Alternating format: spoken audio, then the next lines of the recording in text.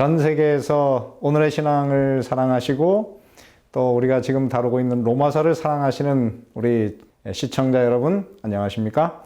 저희들이 드디어 한국교회를 살리는 밸런스 로마서 이야기 17번째 그리고 오늘은 로마서 5장을 다루겠습니다. 이 로마서 5장은 우리가 이 믿음으로 말미암는 의, 칭의의 문제를 다루는 데 있어서는 가장 중요한 어떤 면에서 꽃과 같은 부분이라고 저는 그렇게 말씀을 드립니다. 여러분 장미덩쿨을 보러 가셨는데 꽃이 없다면 장미덩쿨이 무슨 의미가 있겠습니까? 그곳에서 우리는 아름다운 장미를 봐야만 그 장미덩쿨을 보는 의미가 있는 것이고 장미덩쿨을 키우고 물을 주는 의미가 있지 않습니까?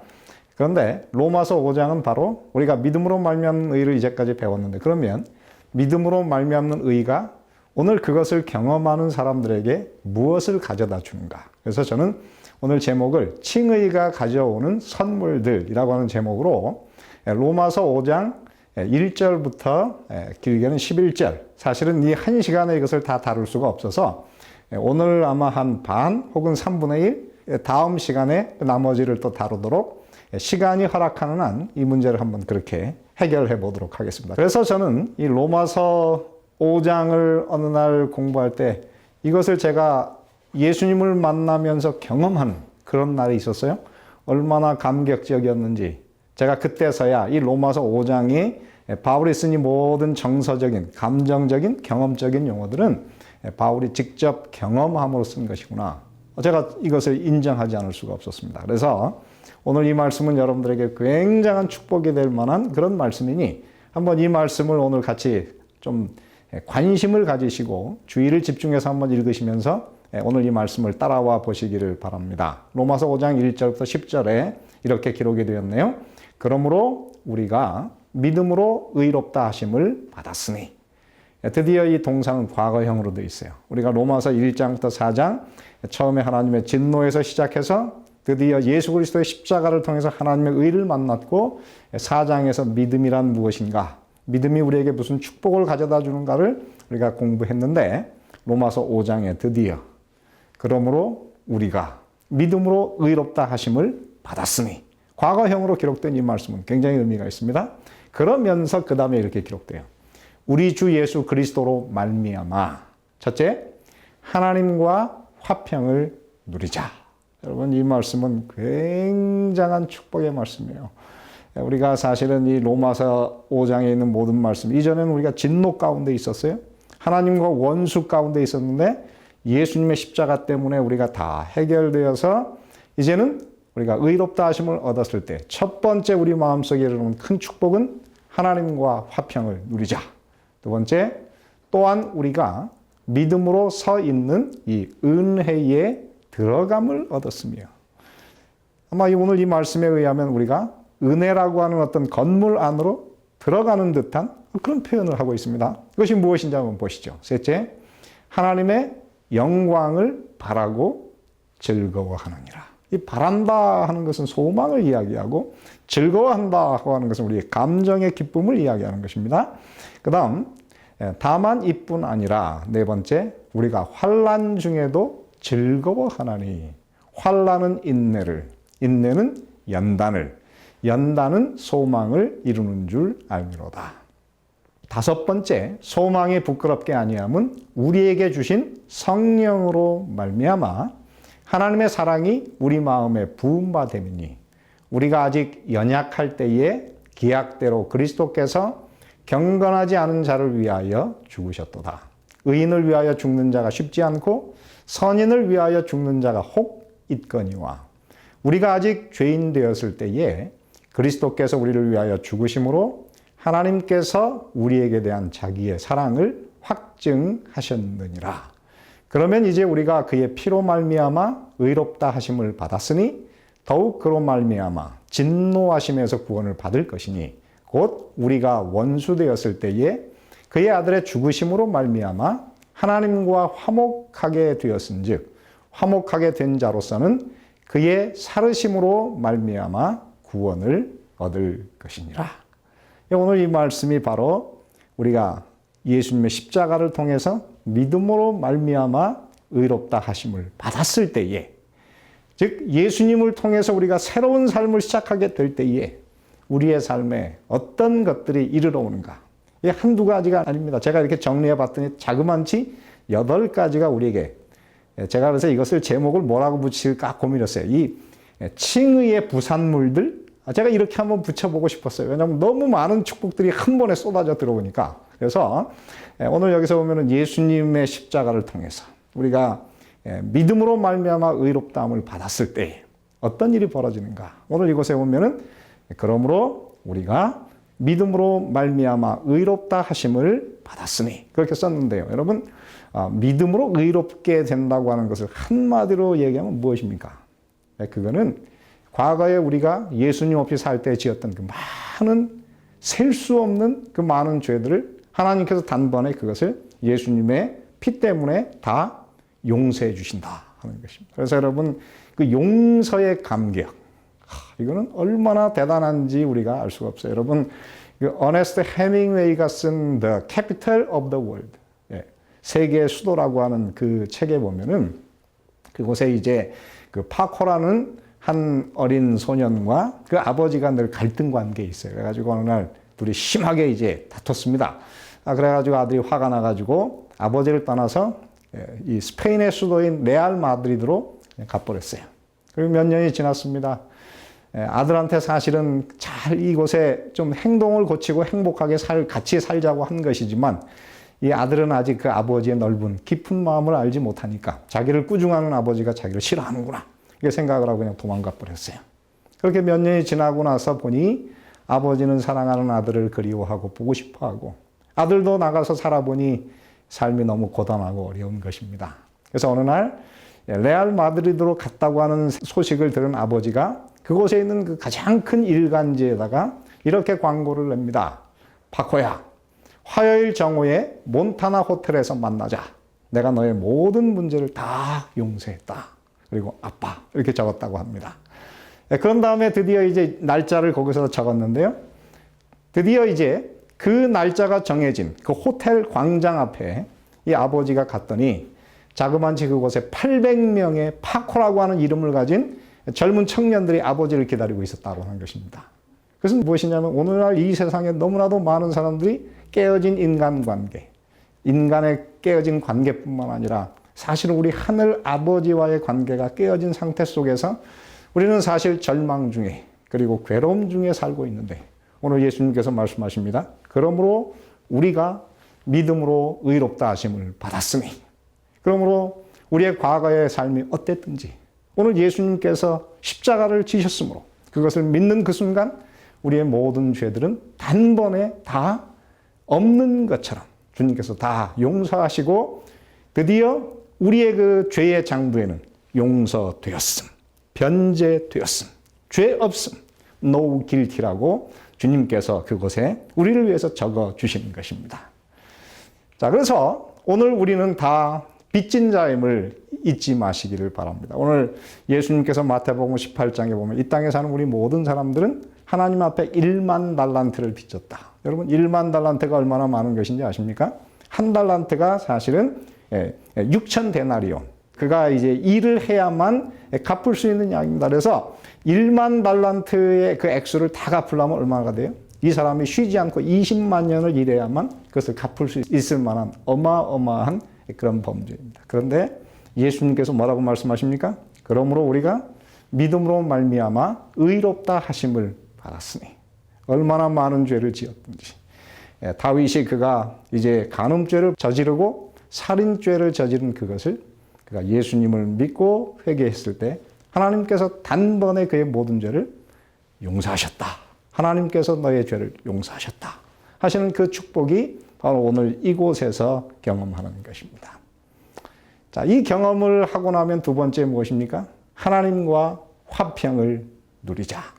여러분 우리가 전에는 하나님 앞에 빚진 자였기 때문에 도망갈 수밖에 없는 이 죄 문제는 우리를 항상 이제 채무자로 만들어서 하나님을 싫어하게 만들어요. 하나님을 회피하게 만들지만은 하나님께서 오늘 말씀하시기를 하나님과 더불어 화평을 누리자 이렇게 말씀하십니다. 사실은 제가 이제 고등학교 때 하나님께 서원을 했습니다. 하나님, 저를 이제 고등학교에 하나님을 믿는 학교에 저를 보내주시면 제가 제 평생을 목사로 하나님께 드리겠습니다. 왜냐하면 그때 저희 부모님은 하나님을 믿는 분이 아니라 저에게 하나님을 믿는 그 학교만 빼고는 어디든지 가도 좋다. 저에게 그렇게 말했는데 저는 아버지 어머니의 뜻을 거슬려서 바로 그 학교를 가고 싶었어요. 그래서 하나님 그 학교를 갈 수 있도록 도와주십시오. 그러면 제가 제 삶을 주님께 드립니다. 근데 놀랍게 제가 정말 그 학교를 들어갔는데 그 학교에서 3년을 살다 보니까 사람이 욕심이 생겼어요. 그래서 제가 신학을 하지 말고 다른 좀 세상에서 유망한 일을 좀 해보자. 제가 그렇게 하다가 나중에 이제 그 예비고사에서 에러가 나가지고 결국 이제 신학대학을 들어갔습니다. 근데 신학대학에 들어갔는데 제 마음속에 항상 하나님과의 그 약속을 제가 먼저 깨고 그렇게 산 것이 마음이 편치 않았어요. 성경을 매일 아침마다 이제 학교를 등교하기 전에 1시간 성경을 읽고 기도하는데 그 죄가 제 마음을 계속 찌르는 것입니다. 그 죄가 점점 커지고 더 무거워져 가지고 견딜 수가 없는 것이에요. 그렇게 3개월 제가 하나님의 말씀을 묵상하고 기도하는데 어느 날 이 죄를 제가 하나님 앞에서 용서받지 않으면 견딜 수가 없겠다. 정말 힘들었습니다. 아침마다 제가 늘 기도하는 그 기도의 동산, 거기에 십자가가 세워져 있고 그 밑에는 큰 호수가 있는 곳이었습니다. 학교를 등교하기 전에 늘 그곳을 지나갔는데요. 제가 이제 어느 날 그 기도하던 그 동산으로 올라가는데 하나님께 하나님 오늘은 이 문제를 해결해 주십시오. 제가 이제 하나님께 무릎을 꿇고 기도했습니다. 기도가 시작된 지 5분이 지나지 않아서 제 마음을 짓누르고 있던 그 무거운 엄청난 그 죄의 바위가 제 어깨에서 툭 하고 떨어져 나가는 듯한 그런 경험을 했어요. 그 다음에 제가 눈을 뜨고 일어났는데 제 마음이 얼마나 가벼운지 올라올 때 그 하늘의 태양빛은 제게는 그렇게 밝고 좋은 빛이 아니었어요. 이 어둠침침한 그런 빛이었는데 제가 딱 예수님에게서 용서를 받은 그 순간 그 태양빛이 그렇게 찬란하고 아름다울 수가 없어요. 그리고 옆에서 새가 우는데 올라갈 때는 정말 새가 우는 것이었는데 그 기도가 끝난 다음에 일어섰더니 그 새가 아름답게 노래하는 그런 변화를 제가 그때 경험하게 되었어요. 저는 그때 제 인생에서 처음으로 예수님을 믿었을 때 그 용서가 무엇인지를 제가 그때 체험했어요.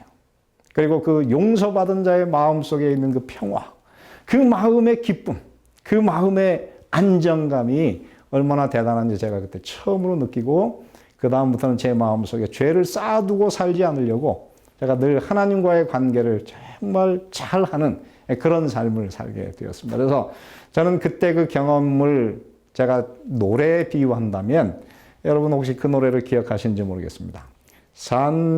산천도 초목도 새 것이 되었고 죄인도 원수도 친구로 변한다. 새 생명 얻은 자 생명을 맛보니 주님을 모신 맘 새 하늘이로다.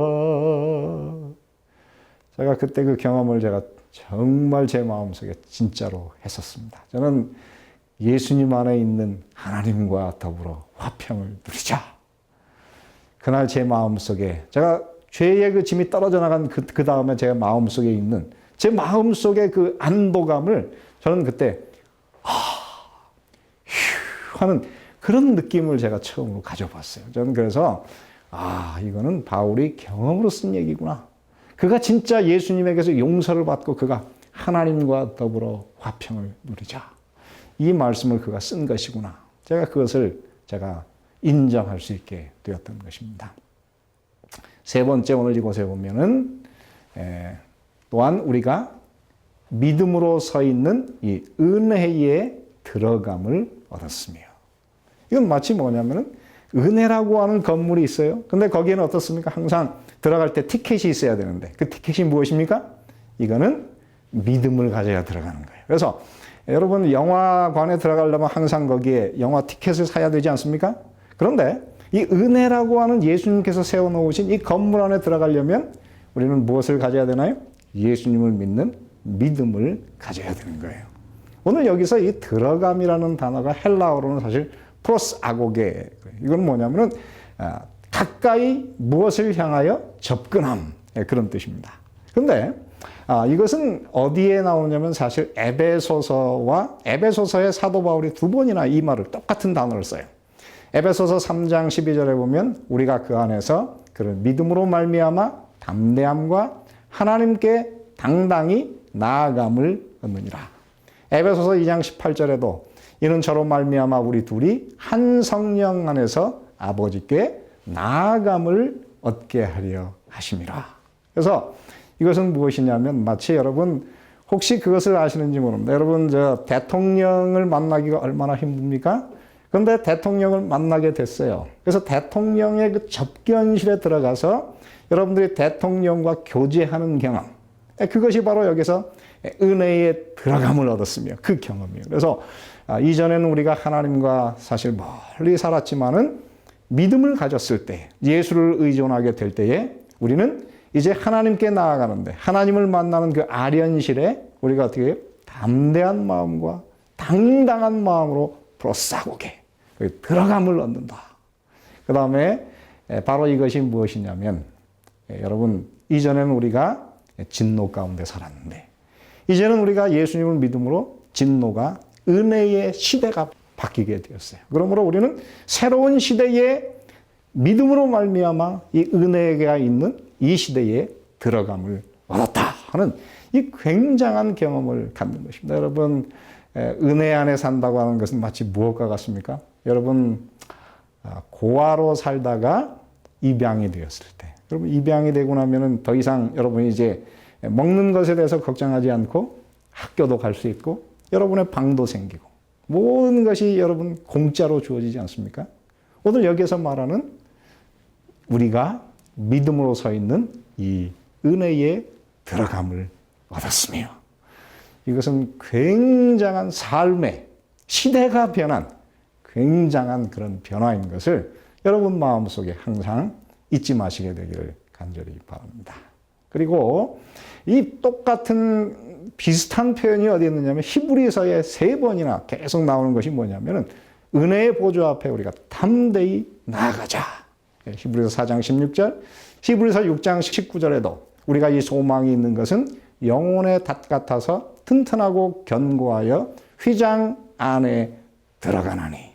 그리고 히브리서 10장 22절에도 하나님께 나아가자. 물론 단어는 좀 다르지만 어떻게 해요? 우리가 이제는 믿음을 통해서 중보자이신 예수님을 통해서 하나님께 나아가자. 근데 그 나아가는 그것이 무엇입니까? 휘장 아니고 그것은 마치 영혼을 이제 큰 배로 비유해가지고 배를 정박하기 위해서는 거기에 닷을 내려야 되는 것처럼 우리가 이 믿음을 통해서 아버지께 나아가는 그것은 우리의 영혼이 흔들리지 않고 안정하게 되는 영혼의 닷을 내리는 그런 경험이다. 그렇게 말씀하십니다. 그래서 저는 제 삶에서 예수 만난 그 기쁨, 예수님을 통해서 제 삶에 일어난 그 변화는 이 로마서 5장 1절, 2절에 정말 정확하게 묘사가 되어 있어서 제가 사실 이것을 어떻게 묘사할까 언어를 찾다가 어느 날 로마서 5장 1절, 2절을 보고 나서야 이게 바로 내가 만난 예수님을 만난 경험이구나. 제가 그때 그것을 인정할 수 있게 되었습니다. 여러분들도 오늘 그 예수님을 믿음으로 만나시고 이 축복을 경험하시게 되기를 바랍니다. 다음 주에 제가 믿음의 부산물, 칭의의 부산물 더 많습니다. 계속 여러분들에게 말씀을 이어가도록 하겠습니다.